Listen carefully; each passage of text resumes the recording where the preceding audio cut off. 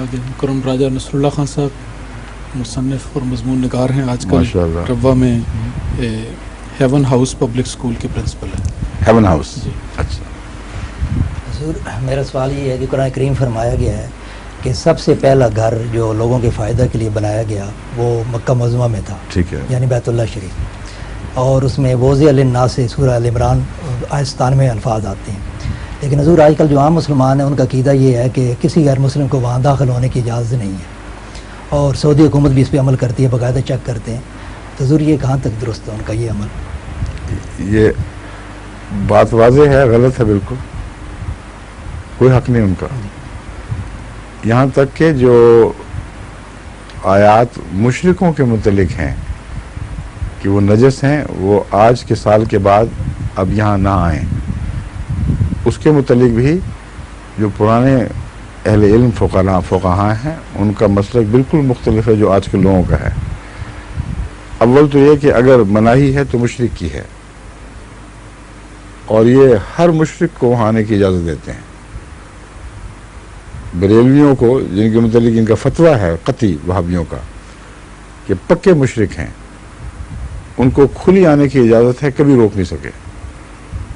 شیعوں کے خلاف ان کے قطعی فتوے ہیں، یہاں تک کہ غالی شیعہ بھی وہاں آتے ہیں، انہوں نے کبھی نہیں روکا۔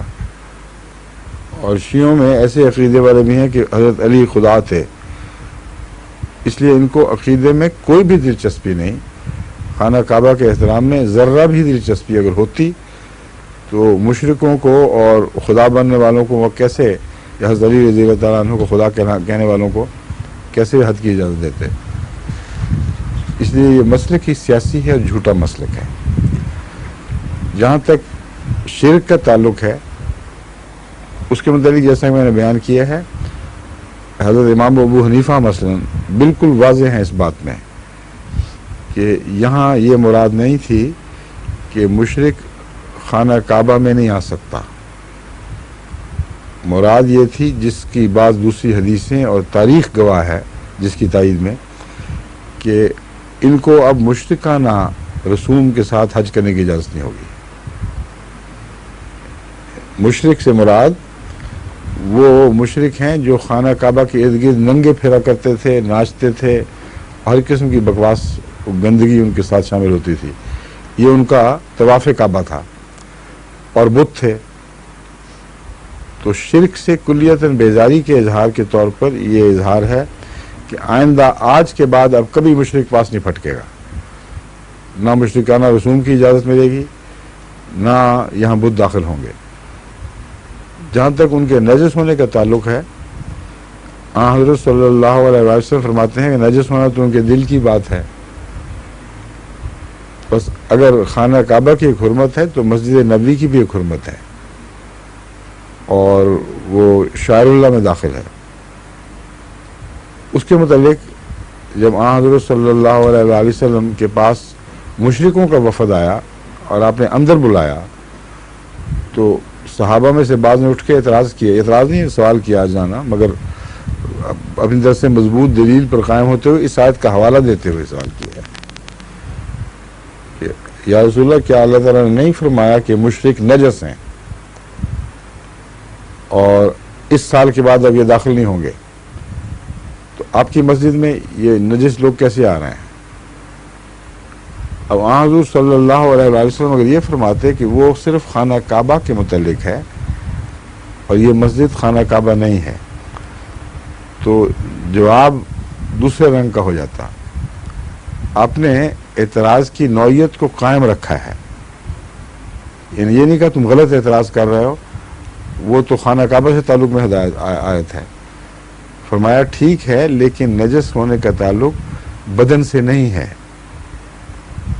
اس کا دل کی کیفیت سے تعلق ہے، اور اس پہلو سے مسجد میں آنا جانا ان کا ممنوع نہیں ہے۔ تو وہ دل کی کیفیت جب ظاہر میں اچھل کر باہر آ جائے، یعنی مشرکانہ رسوم دکھائی دینے لگیں، اس پر روکنے کا حکم ہے اور اجازت ہے، لیکن دل کے اندر جو انسان کیفیت چھپائے پھرتا ہے اس سے ہمیں کیا غرض ہے، اور وہ ممکن بھی نہیں ہے۔ اب ان کے ہاں جاسوس جتنے جاتے ہیں ان سب کو اجازت ہے، وہ اس لیے ہے کہ جاسوس جا کے کہتا ہے کہ میں اشہد ان لا الہ الا اللہ واشہد ان محمد رسول اللہ، میں کلمہ پڑھ لیا، اور وہابی ہونے کے لیے بھی تیار ہوتا ہے کہ 100 بسم اللہ ہو۔ جتنی بھی تاریخ ہے ان کی جاسوسی کی، وہ ان کے بڑے بڑے جاسوس مسلمان ہو کے وہاں داخل ہوئے ہیں، روک سکتے ہی نہیں۔ یعنی قرآن کریم کی شان یہ ہے کہ وہی احکام دیتا ہے، اور اگر ان کو صحیح سمجھا جائے تو وہی احکام دیتا ہے جو انسان کے لیے قابل عمل ہیں۔ جو حضرت صلی اللہ علیہ وآلہ وسلم نے تشریف فرمائی وہ قابل عمل ہے۔ جب شرک اچھلے گا، باہر آئے گا، بدن پر اثر انداز ہوگا، حرکتوں میں آئے گا، تمہیں حق ہے روک دو۔ جب تک ان کے دل کی کیفیت ہے تمہیں کوئی حق نہیں کہ ان کو روکو۔ تو یہ دل کی کیفیت پہ روکنے کی کوشش کرتے ہیں اور روک سکتے نہیں، اس لیے مشرکوں کو موحد بنا دیتے ہیں، موحدین کو مشرک بنا دیتے ہیں، اور وہ شراب سیخ پہ ڈالی کباب شیشے والی بات ہو جاتی ہے۔ سمجھے؟ فرمائیے۔